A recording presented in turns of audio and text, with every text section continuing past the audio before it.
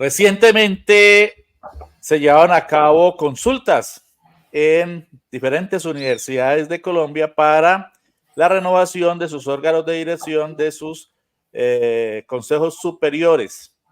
Y en la Universidad Tecnológica de Pereira, pues se presentaron varios candidatos. El profesor Carlos Alfonso Victoria Mena, quien es un destacado investigador de esta universidad, además de experto en asuntos medioambientales, historiador, magíster en historia. El profesor Carlos Alfonso Victoria se presentó también como candidato y obtuvo una importante votación, la tercera votación. Pues los dos primeros acaban de llegar a un acuerdo. Uno de ellos es familiar de el dirigente, el expresidente César Gaviria. Llegaron a un acuerdo el primero y el segundo. El doctor Carlos Alfonso Victoria ha presentado una acción de tutela porque considera que se han vulnerado sus derechos al producirse un acuerdo cuando lo que debió hacerse es respetar la decisión de las mayorías que fueron consultadas. Buenos días, profesor Carlos Alfonso Victoria. Muchas gracias por acompañarnos nuevamente en Periodismo Libre en Vivo. Muchas gracias, Luis Alfonso, por la invitación y, por supuesto, a todos quienes siguen esta transmisión. Muchas gracias por esta oportunidad. Coméntenos, por favor, acerca del contexto de esta acción de tutela que ha frenado ese proceso muy cuestionado, ya absolutamente cuestionado, porque llegaron a un acuerdo allí, quiero saber cómo fue. Coméntenos un poco acerca de ese proceso frenado de selección de rector de la Universidad Tecnológica de Pereira y de la acción de tutela que usted ha impetrado. Claro que sí. Voy a ser breve. El pasado 6 de octubre de 2023, el Consejo Superior reglamentó la consulta por primera vez en la historia de nuestra universidad acá en Pereira para que se procediera a seleccionar una terna y con base en esa terna el Consejo Superior tomar la decisión de elegir un rector para los próximos 4 años.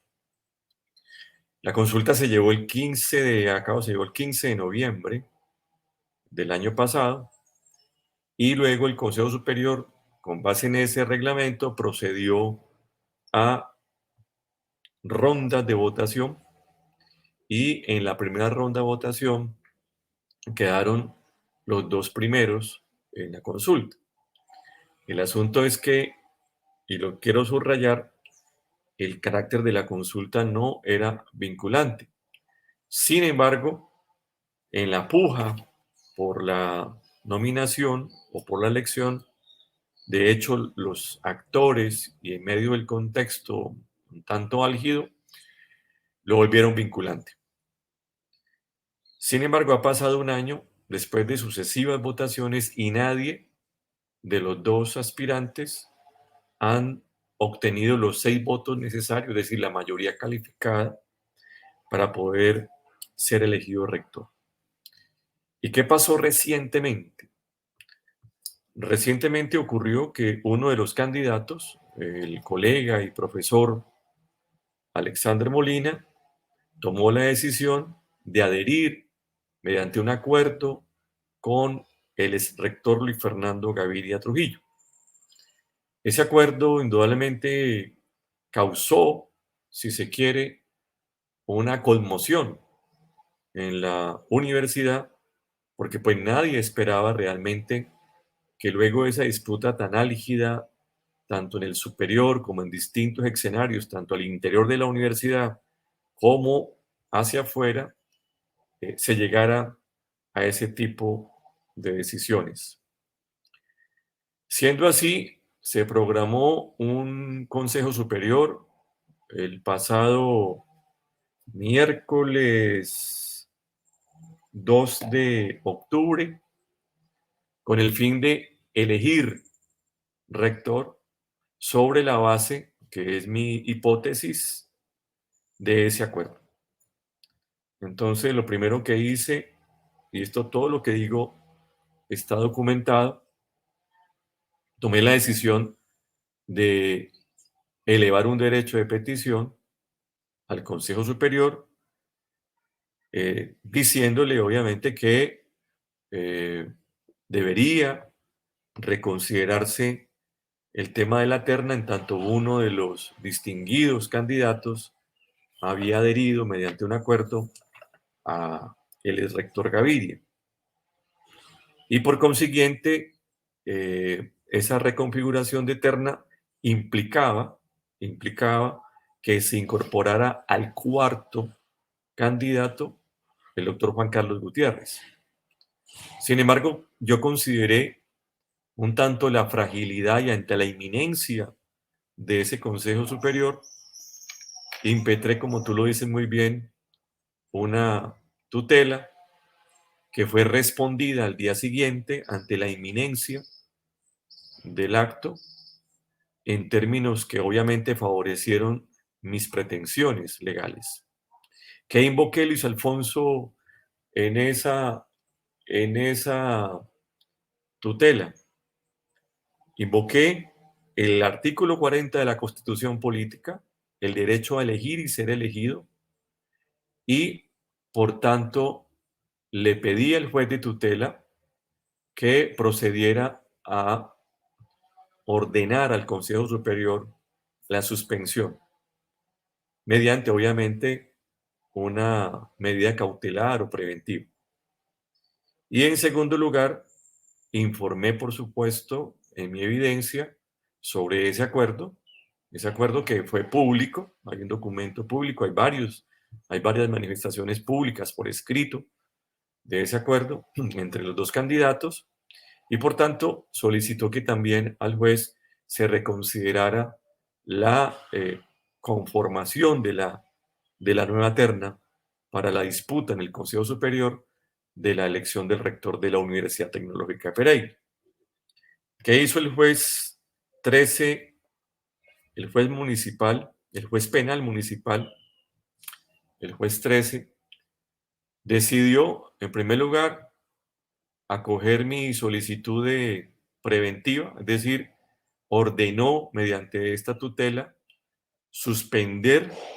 ordenar la suspensión al Consejo Superior en la mañana del 2 de octubre de esa elección.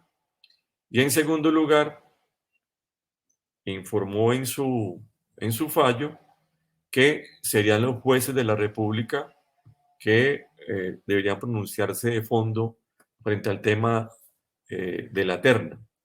Ya en el día de ayer fui notificado que por razones de competencia este juzgado municipal no la tenía, dado el carácter nacional de nuestra universidad, y dio a través de un acto traslado de todo el expediente al juzgado sexto del circuito de Pereira.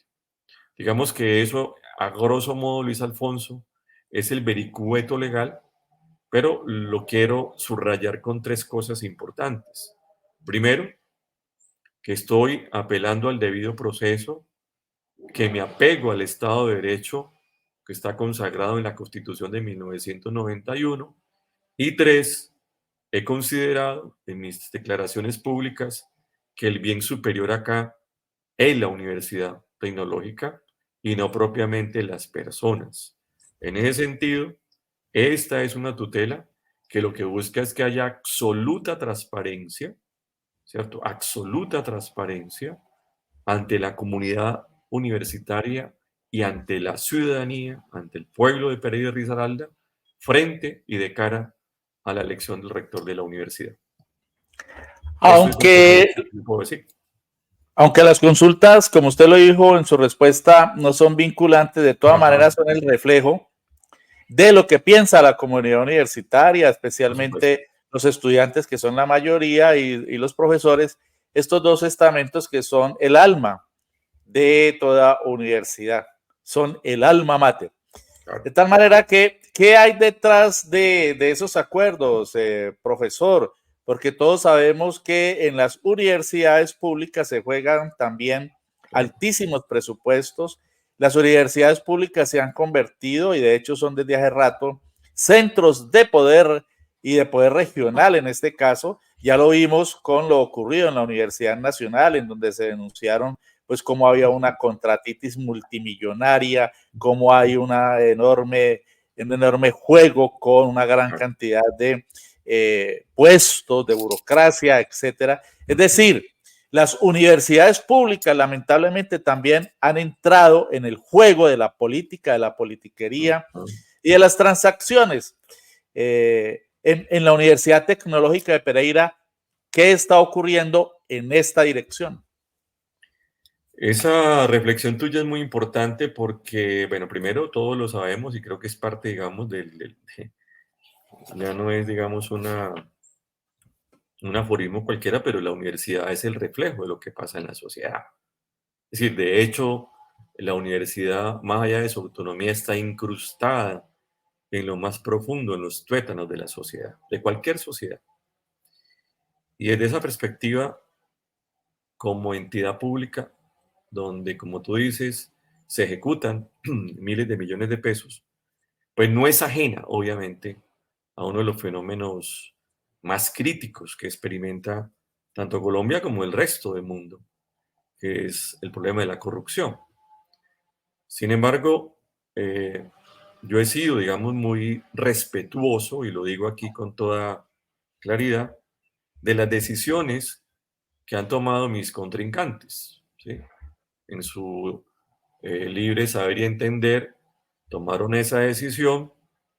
No conozco de fondo cuáles son las razones, aunque en los escritos se manifiesta que después de un año tan dilatado y de tanta incertidumbre, obviamente la universidad ha experimentado al mismo tiempo un proceso de polarización. Yo obviamente no comparto la tesis de la polarización, sino que finalmente pues debe suplirse ese vacío que quedó con la elección del rector.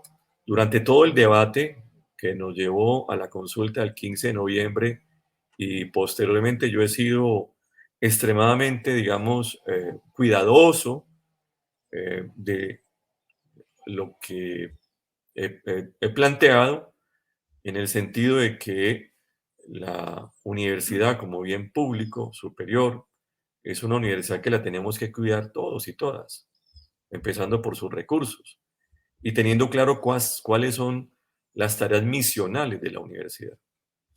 Yo también lo estoy diciendo, tanto en clase como no ahora, sino hace mucho tiempo como defensor de la universidad pública, en las asambleas, en las aulas de clase, pero principalmente en las calles, durante los acontecimientos de las últimas 2 décadas, donde hemos exigido la financiación de la educación pública para que los jóvenes de los sectores más marginados y populares puedan ingresar y allí tramitar sus proyectos de vida. He dicho que las universidades en Colombia, y tú lo decías ahora, casi que se han convertido en unos centros de negocios. Y yo entiendo eso, bueno, desvirtuando también la idea de que son centros académicos. Y yo entiendo que eso tiene que ver obviamente con un problema estructural que se está debatiendo ahora en torno al nuevo proyecto de reforma. Está ligado obviamente al tema de la financiación. Entonces me parece a mí que eh, rescatar la universidad pública de su tarea misional también implica que haya una gestión y una ejecución absolutamente transparente de los recursos públicos, de los recursos de la nación y los recursos que arbitra la universidad a través de, digamos, las cuasirrentas, la venta de servicios, consultoría, qué sé yo. Entonces me parece a mí que eso hay que dejarlo en claro porque lo que menos uno espera de acuerdos o de convergencias o de coaliciones es que se deje su expósito. Es decir, eh, que se pueda presumir. Yo obviamente no soy mal pensado en ese sentido y pues lo que sí puedo decir, Luis Alfonso, tú lo puedes preguntar a muchos miembros de mi comunidad universitaria, que más que sorpresa, lo que produjo ese acuerdo entre estas dos personas fue indignación. Fue indignación porque la gente lo que hizo y por lo que votó fue por un cambio de rector. Y digamos, en eso, tanto el profesor Molina, mi colega, como yo, fuimos muy claros en el debate.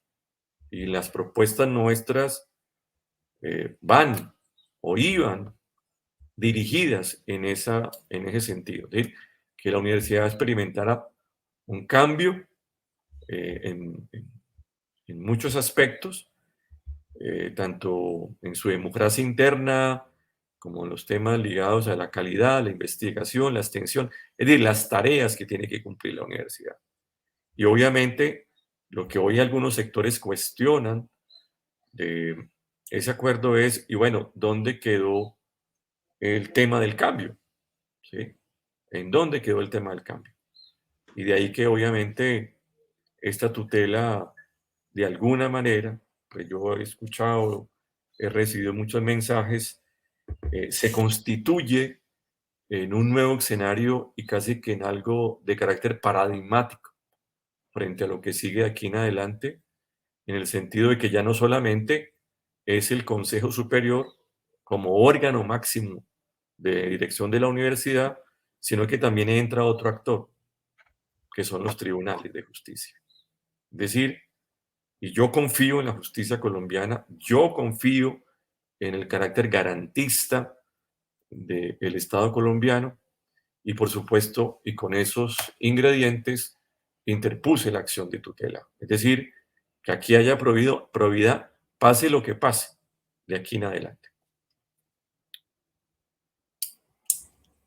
Lo vimos a usted a lo largo de la consulta que se hizo muy vinculado con los profesores. Entendemos que usted es un profesor, un maestro que llega al estudiantado, que lo respaldó en un alto número y que, como usted lo ha dicho, pues esperaba un cambio.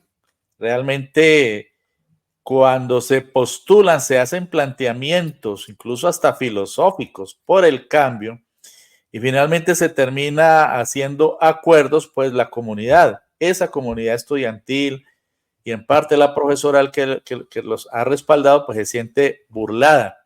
¿Cuál ha sido la reacción, profesor Carlos Alfonso Victoria, ya para terminar esta entrevista? ¿Cuál ha sido la reacción de la muchachada que lo ha venido respaldando a usted? Bueno, no, ha sido maravillosa, eh, ha sido muy, no sé, muy hermosa, muy bonita. Creo que el miércoles 2 de octubre quedará en la historia de la universidad, quedará en la historia de mi familia, de mi hijo, de mi compañera, quedará como uno de los días, no sé, no sé cómo denominarlo, pero recibir el abrazo, recibir la manifestación espontánea de la gente en la universidad, casi que colocándome como el salvador de la universidad. Bueno, ha sido maravilloso en las redes sociales. Algunos colegas, obviamente no todos, bueno, ahí estamos viendo algo que se volvió viral por acá en las redes regionales. Y yo obviamente aquí aprovecho la oportunidad para agradecerle a todos los chicos y chicas, a todos los colegas, a la ciudadanía, a mucha gente, a muchos actores de esta región, sus manifestaciones de solidaridad, de apoyo. Ha sido muy hermoso. Sin embargo, yo también he dicho con toda claridad que, bueno, no sabemos qué vaya a pasar si el nuevo juez encargado del asunto vaya a dejar en firme la medida provisional o vaya también, digamos, a ordenar que se recomponga la terna. Es posible que diga lo contrario, igual, pero yo creo que hemos sentado un precedente, Luis Alfonso. Hemos sentado un precedente a la sociedad, a la comunidad universitaria, en el sentido de hacer uso de la tutela como un recurso de poder popular, como un recurso fundamental de esa constituyente que tanto impulsamos y por la cual nos hemos jugado la vida, como el escenario a través del cual se pueden tramitar las disputas, las discrepancias, sin hacer uso de cualquier manifestación violenta y oprobiosa que dañe bienes públicos o que lastime la integridad de las personas. Entonces ahora, pues ya hay colegas que están planteando la necesidad de hacer foros, de reflexionar sobre este tipo, digamos, de medidas judiciales, porque creo que eso, digamos, le da, digamos, un ingrediente y un oxígeno a todo este debate, a un debate que no termina y que obviamente también yo sé que va a generar y está generando muchas urticarias, como decíamos en el pasado, entre algunos actores y algunos agentes de la política en Colombia. Hoy ya la revista Semana, no sé si tienes por ahí el Confidencial, están asimilando este hecho con lo que ocurrió en la Universidad Nacional y utilizan un término absolutamente agresivo, despectivo, de que estamos asaltando las universidades de cuenta de el presidente Petro. Yo lo quiero decir con toda claridad ante ti y a quienes siguen esta transmisión. Yo fui el gestor, me siento muy honrado, absolutamente muy honrado. Fui el gestor de la campaña presidencial del compañero presidente y de la compañera vicepresidenta. Lo hice de todo corazón, sin recibir un peso, sin apartarme de mi trabajo y en medio de asedios, amenazas, hostilidades y en circunstancias muy complejas dado el carácter político de este territorio. Y para mí eso se convirtió en un aprendizaje maravilloso sobre cómo se surten los procesos electorales de carácter presidencial en una región, en un departamento tan pequeño, pero tan emblemático en el contexto de la disputa política en los últimos 20 años entre los sectores de la ultraderecha y el progresismo en su conjunto. Entonces hoy sale la revista Semana a decir, casi que a sindicarme, a señalarme, no, lo digo con orgullo, que jugué ese papel. Pero también lo digo con claridad. Este proyecto y esta iniciativa surgió de mi decisión soberana como ciudadano, de elegir y ser elegido, y de cumplir con requisitos que planteaba el Acuerdo 34 del 6 de octubre del 2023. Yo no recibí ni bendiciones ni avales de ningún partido, ni de ningún actor de este gobierno.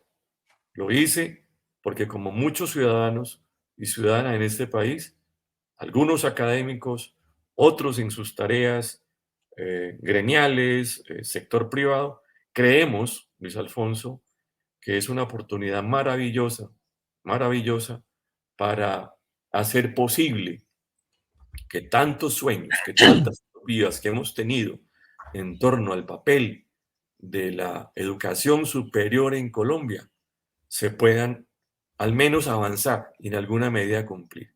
Y eso es el programa, la propuesta de gobierno que yo hice. Muy, y también lo digo con toda claridad, muy ligado a la ley 152 en ese marco, que es la que produce el Plan de Desarrollo Colombia, potencia mundial de la vida. Eso lo tengo muy claro porque este es, digamos, una aspiración que se sustenta en ese contexto de la defensa de la universidad pública, de la gratuidad de la universidad pública, de su relación con los territorios y entendiendo el papel que tiene la educación superior en el marco de las desigualdades, las inequidades, las violencias y las faltas de oportunidades para los jóvenes en este territorio. Y precisamente ahí, Luis Alfonso.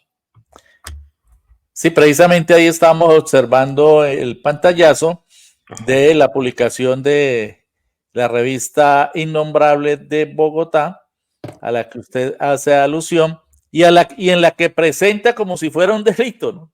Hasta ese colmo hemos llegado. Es decir, esta gente de los medios hegemónicos y empezando por esta revista de extrema derecha, cree que cuando el campo alternativo, la izquierda, el campo progresista llega a espacios de poder, no a todo el poder, a espacios de gobierno, como en esta oportunidad, entonces ellos son los que tienen que seguir gobernando y estigmatizan con el hecho de que hayan docentes honestos, transparentes, destacados investigadores y académicos que respalden un proceso de cambio. Y dicen, por ejemplo, en la Universidad Tecnológica de Pereira se acaba de suspender la elección del rector a causa de una tutela del profesor Carlos Alfonso Victoria, quien fue gerente de la campaña de Petro en Risaralda y militante de Colombia Humana. Como lo presentan como si fuera un delito, ¿no? Subrayado, y remiten a otro texto, etcétera. Es la estigmatización, ¿no? Es la manipulación, es el sesgo politiquero ideológico de los medios de comunicación de la derecha, que no se acostumbran a que ellos no están solos en el escenario político, y las universidades son un escenario político, ya lo estamos viendo y desde hace rato, y en consecuencia tratan de sembrar cierta estigmatización que no cizaña. es sino manipulación, cizaña. De modo, profesor, me honra esa fotografía ahí con el maestro Múnera. Me honra. No, y no dicen, bueno, a mí no me ha llamado semana, espero que me llamen. No dicen de mis logros investigativos, académicos.